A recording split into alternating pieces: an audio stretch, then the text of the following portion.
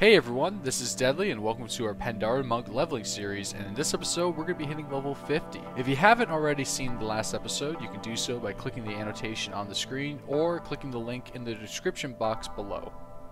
So last episode we hit level 45, which means we have a new talent point.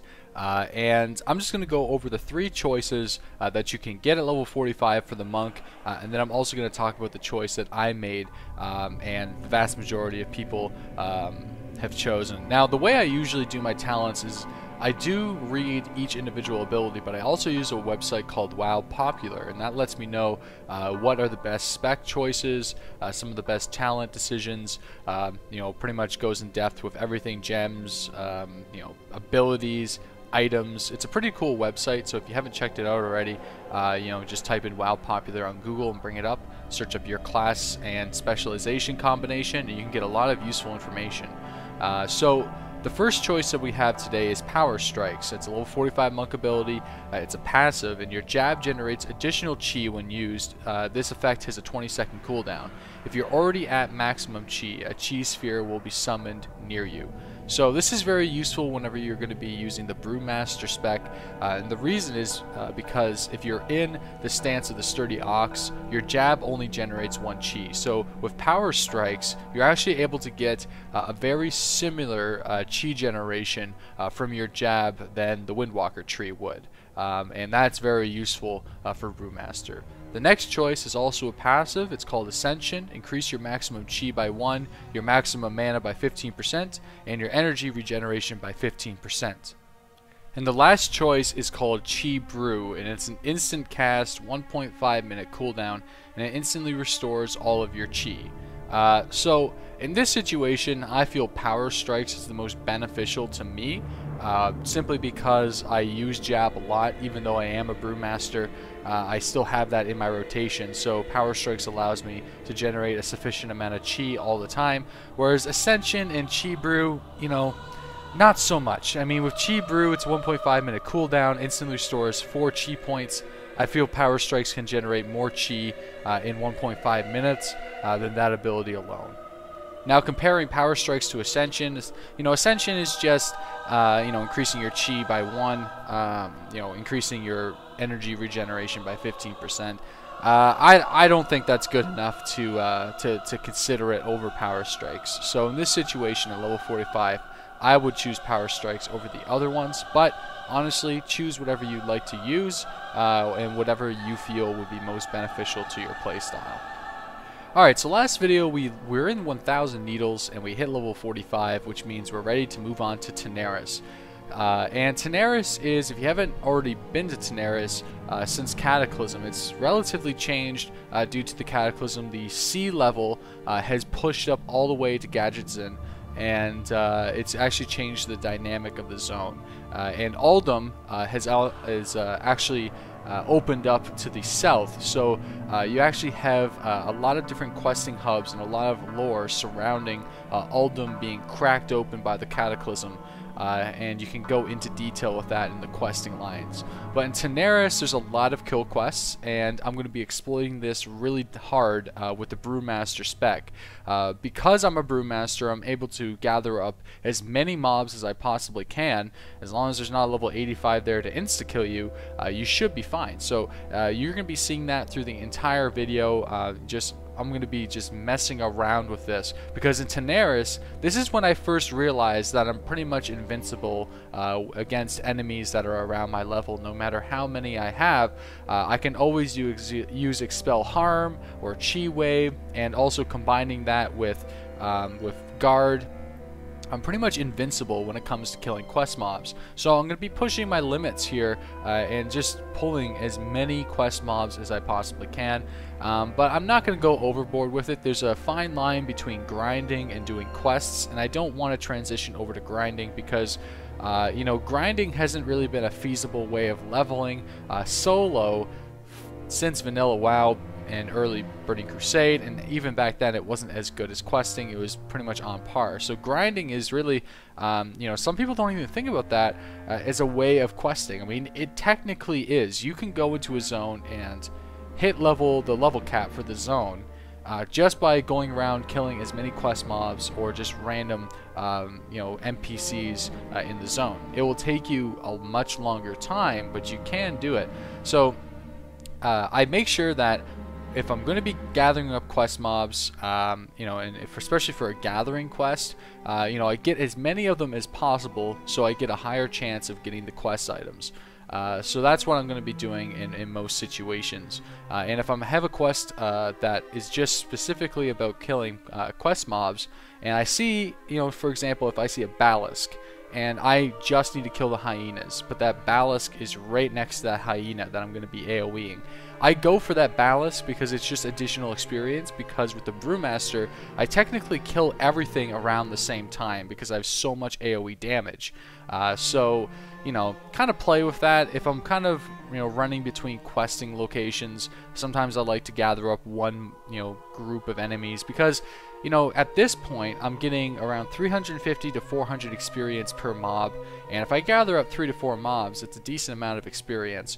And if you guys didn't already notice that from earlier in the video, I was talking about the talent spec at the time, but I've actually picked up a number of BOAs, and I screwed up on the chest piece. I actually ordered the male piece on accident, so I'm going to be waiting to get back from a Blizzard employee so they can exchange the male the male chest for the correct version of it, and that's going to take a couple days, and we actually won't get that additional 10% experience bonus until we're actually in Outlands.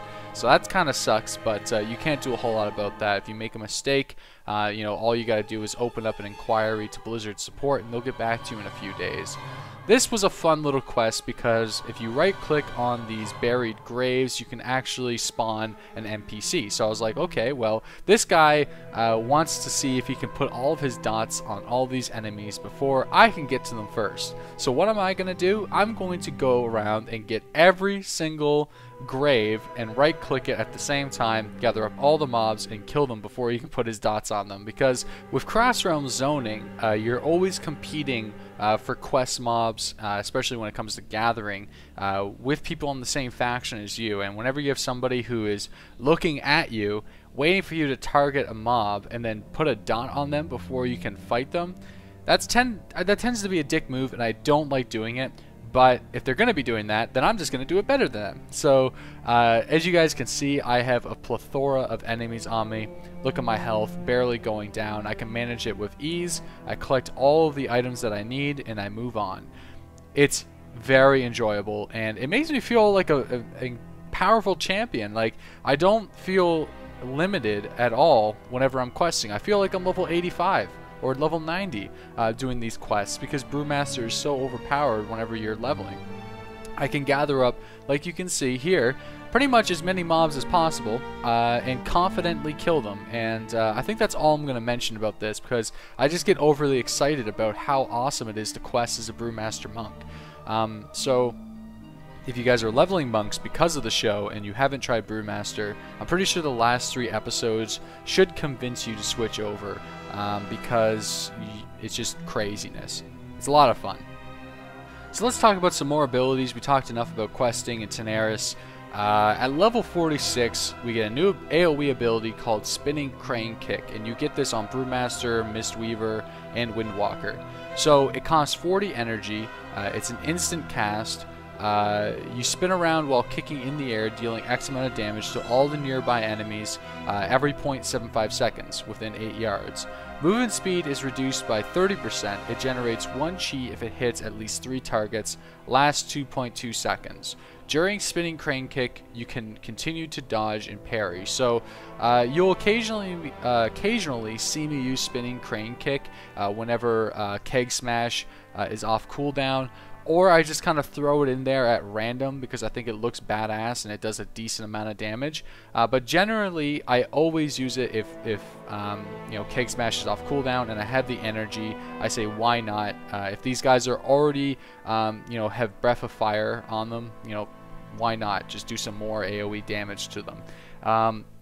You don't need to use Spinning Crane Kick as a Brewmaster at all. It's really personal choice, especially when it comes to killing quest mobs. I'm sure once you get into instances and whatnot, there's an actual, method of what situation is best to use this ability, but for the most part it's just a generic AoE chi generation tool, and it looks pretty cool. It's a really unique ability. Also at level 48, as a Brewmaster, we get the ability Avert Harm. So it's a level 48 Brewmaster ability. It's an instant cast, has a 1-minute cooldown. It requires Ox Stance.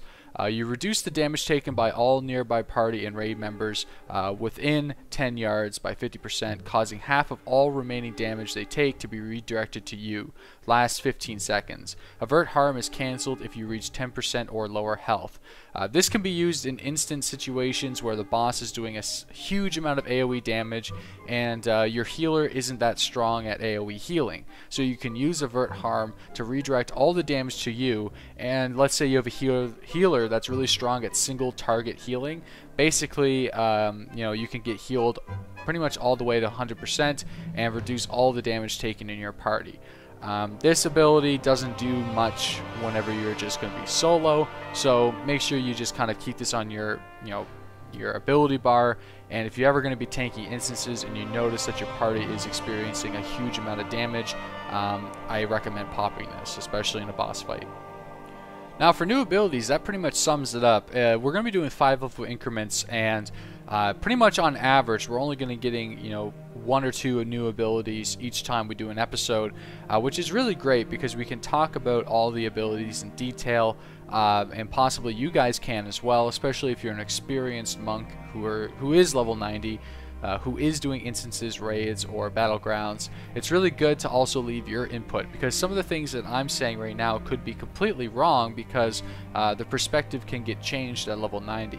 And with patch 5.2 coming only a few days away, that is going to change a lot of things in the monk class. If you guys haven't already seen, a lot of the things that I've talked about in the earlier episodes are going to become obsolete. So I might actually make a video covering some of the changes that are coming for the monks at 5.2, just for my own reference, but also so you guys make sure that we're all on the same page and we can continue doing this leveling show with some of the new abilities or some of the changed abilities that are going to be coming in 5.2.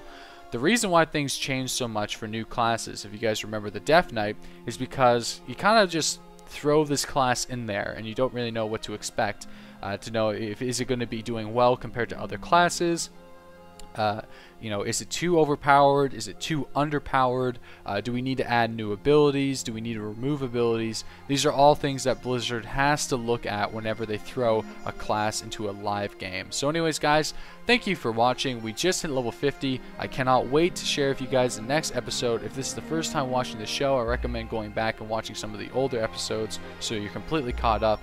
The secret question of today is, what do you guys think of Mists of Pandaria so far? We're a couple months in. I think it's a good time to actually do a solid review on the game. So what are your thoughts on this current expansion compared to other expansions in World of Warcraft, and why?